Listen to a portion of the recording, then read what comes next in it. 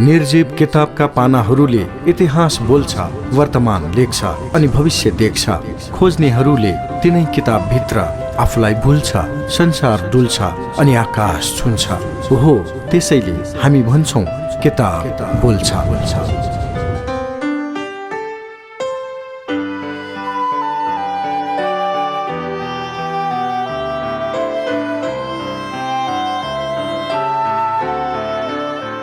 नमस्कार, स्वागत छ कार्यक्रम किताब बोल्छ। कार्यक्रम किताब बोल्छ समाजले निकै रुचाएको, चर्चा परिचर्चा भइरहेको महत्त्वका विषय केन्द्रित पुस्तक वाचनकै माध्यमबाट तपाईलाई सुनाउने कार्यक्रम हो। कार्यक्रम किताब बोल्छ प्रत्येक साँझ 4:45 बजे प्रसारण हुन्छ र यसको पुनः प्रसारण बिहान 12:15 बजे तपाईँ सुन्न सक्नुहुन्छ। कार्यक्रम किताब बोल्छमा हामी वाचन गर्दैछौँ नेपाली क्रान्ति र गणेशमान सिंह। हरि गौतमद्वारा लिखित यो पुस्तक ओरिएन्टल पब्लिकेसन काठमाडौँले प्रकाशित गरेको हो। यस पुस्तकको भूमिकामा उल्लेख भएका केही शब्द जोडौं। इतिहास भनेको कथा वा दन्ते कथा मात्र होइन, यो सदैव एक जीवन्त तत्त्व हो र यसको श्वास प्रश्वास अटुट रूपले राष्ट्र रहुन्जेल चलिरहन्छ। इतिहासको श्वास प्रश्वास चलुन्जेल राष्ट्र जीवित रहन्छ। त्यसैले म विश्वस्त छु राष्ट्रलाई सदा जीवन्त राख्ने कार्यमा नयाँ समयले हाम्रा विद्यालयका महाविद्यालयका विद्यार्थीले अनिवार्य पाठ्यक्रमकै स्तरमा राखी यस्ता कृति पढाउनु पर्छ। यति महत्त्वपूर्ण पुस्तक नेपाली क्रान्ति र गणेशमान सिंह अनि यही पुस्तकबाट अर्को अंश आजको कार्यक्रममा जोड्दैछु। जति बेला राजा रणबहादुर शाहले राज्य त्याग गरी सन्यासीको रूप धारण गरेर काशीवास गए, त्यति बेला सुवर्णप्रभा गिरवान युद्ध विक्रमको नायबी चलाउँदै थिइन्। पछि राजेश्वरीले राज्य सञ्चालनमा केही गर्लान् कि भन्ने लागेर उनलाई पक्रन सेना पठाइए पनि सेनाले राजेश्वरीलाई केही गर्न सकेनन्। त्यति बेला प्रधानमन्त्री दामोदर पाण्डे थिए। जब राजा रणबहादुर शाह भारदारका भनाइमा लागेर काशीबाट काठमाडौँ फर्के, त्यसबेला भीमसेन थापा पनि साथै थिए। दामोदर पाण्डेले रणबहादुरलाई पक्रन सेना पठाए, तर सेनाले उल्टै राजालाई नै सलाम गर्यो अनि त्यहाँ दामोदर पाण्डे लगायत उनीसँग गएका केही भारदार भद्रकालीमा काटिए। त्यसपछि आफूले छोडेको राजकाजमा फेरि रणबहादुरले छोराको क्रम बेगर बनाएकाले राजाले आफ्नो नाम पछाडि विक्रम लेख्ने गरेको कुरा उल्लेख छ र तिनै गिरवान युद्धका नामबाट शासन चलाउन थाले। रानी कान्तवतीको पहिले नै देहावसान भएको थियो। त्यसपछि भीमसेन थापाले 12 वर्षकी ललित त्रिपुरा सुन्दरीसँग पुनः रणबहादुर शाहको बिहे गरिदिए। आफ्ना भाइ शेरबहादुरले दाजु रणबहादुर शाहको बिहे भएको 3 वर्षपछि हत्या गरे। सुवर्णप्रभा पनि सती पठाइयो। त्यसबेला राजराजेश्वरी हेलम्बुमा निर्वासित जीवन बिताइरहेकी थिइन्। उनी भीमसेन थापाको सत्ता प्राप्त गर्ने षड्यन्त्रपूर्ण व्यवहारले 9 दिनपछि उनका सुसारे सहित 14 जनालाई साँखुको शाली नदीमा सतीको रूपमा पोलेको कुरा इतिहासमा पढ्न पाइन्छ। विक्रम सम्वत 1863 रणबहादुरकी कान्छी रानी ललित त्रिपुरा सुन्दरी गिरवान युद्धकी नायब भइन् पनि उनकै सहयोगले भीमसेन थापा प्रधानमन्त्री तथा मुख्तियार भए। ललित त्रिपुरा सुन्दरी भीमसेन थापाका आफ्नै भाइ नयन सिंह थापाकी छोरी अर्थात् भीमसेन थापाकी भतिजी भएकी हुनाले भीमसेन थापाका कुरा मान्न सहमत थिइन्। सती प्रथाका कारण आफूलाई हालिमुहाली चलाउन सहज भएको थाहा पाइन्छ। जति बेला विक्रम सम्वत 1872 देखि 1873 सम्म 1 वर्ष नेपाल र अंग्रेज बीच घमासान युद्ध भयो। उक्त युद्धमा नेपालले निकै क्षति बेहोर्नु पर्यो। विक्रम सम्वत 1873 मा गिरवान युद्धको विफरले मृत्यु भएपछि उनकी जेठी रानी सिद्धिलक्ष्मीलाई सती पठाइयो। त्यसको 15 दिनपछि गिरवान युद्ध विक्रमकी रानी गोरक्ष राज्यलक्ष्मीको पनि देहावसान भयो। त्यसपछि नाबालक राजेन्द्र विक्रम राजा भए, जो गिरवान युद्ध विक्रमका छोरा हुन्। राजेन्द्र विक्रमको नायबी पनि ललित त्रिपुरा सुन्दरीले नै चलाइन्। त्यति बेला प्रधानमन्त्री भीमसेन थापा नै थिए। यसरी अनेक घटनाक्रमले गर्दा देशमा 31 वर्षसम्म भीमसेन थापाको एकलौटी शासन चल्यो। रणबहादुर शाहको हत्या पश्चात भीमसेन थापाको मुख्तियारी अवधिभर दरबारमा खासै घात प्रतिघात वा कुनै षड्यन्त्र भएको देखिएन। त्यसको कारण त्यसबेला प्रशासनमाथि भीमसेन थापाको सुदृढ नियन्त्रण हुनुका साथै महारानी ललित त्रिपुरा सुन्दरी देवीसँग मुख्तियारको राम्रो सम्बन्ध थियो। राजा राजेन्द्र विक्रमको विवाह पश्चात विक्रम सम्वत 1888 चैत्र 6 गते ललित त्रिपुरा सुन्दरीको देहान्त भएपछि भीमसेन थापाका दशा सुरु भए। राजेन्द्र विक्रमकी महारानी साम्राज्य लक्ष्मी पाण्डेतिर लागेकी थिइन्।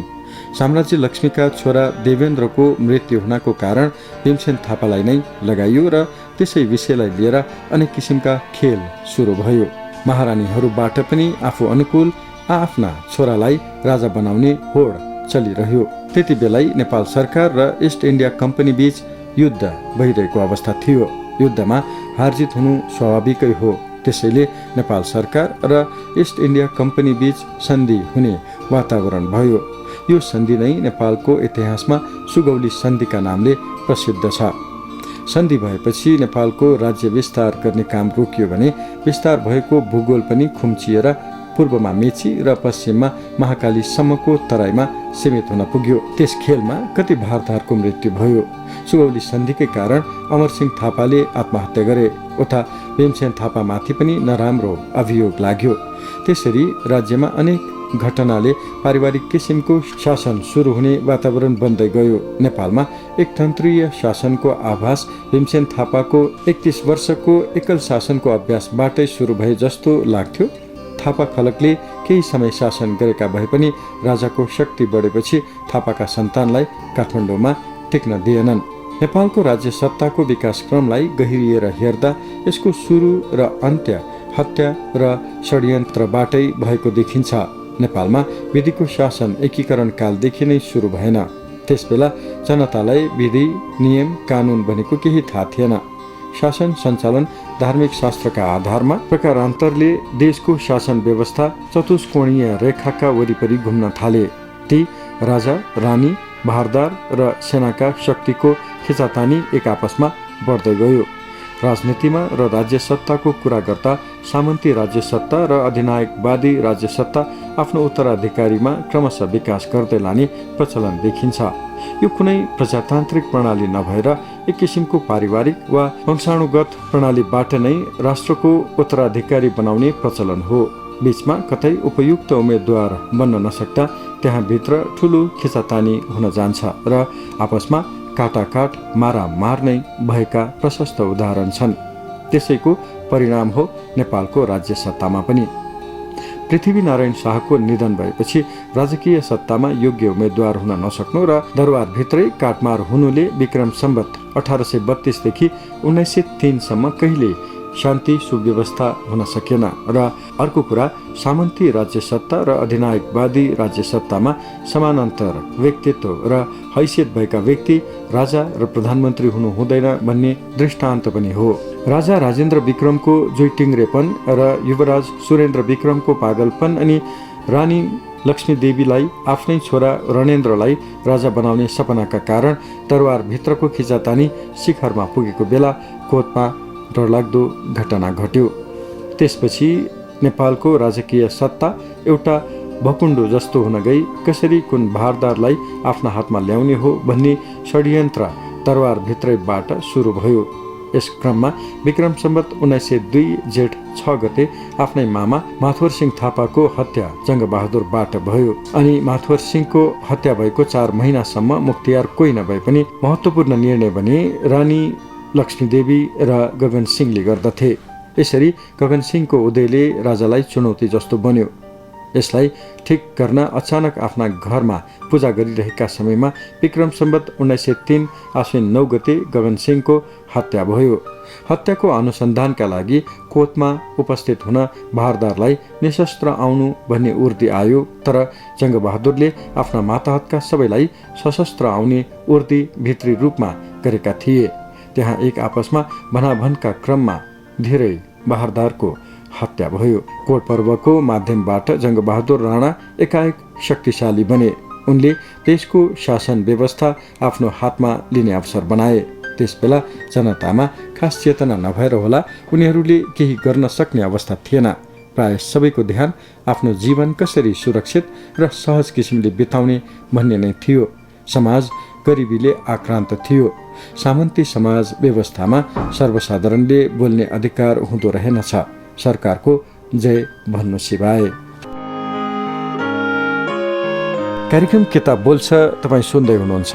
कार्यक्रममा हामी नेपाली क्रान्ति र गणेशमान सिंह पुस्तक वाचन गर्दैछौँ। हरि गौतमद्वारा लिखित यो पुस्तक ओरिएन्टल पब्लिकेसन काठमाडौँले प्रकाशित गरेको हो। पुस्तकका शब्द लेखकको मात्र हामी वाचनको माध्यमबाट तपाईँसम्म पुर्याउँदैछौँ। पुस्तकको अर्को अंश सुनाउन भोलि तपाईँसँग फेरि पनि भेट्नेछु। आजको लागि प्राविधिक सहकर्मी रेहन महर्जनलाई धन्यवाद दिँदै म सुरज वीर बज्राचार्य पनि छुट्टिन्छु। नमस्कार।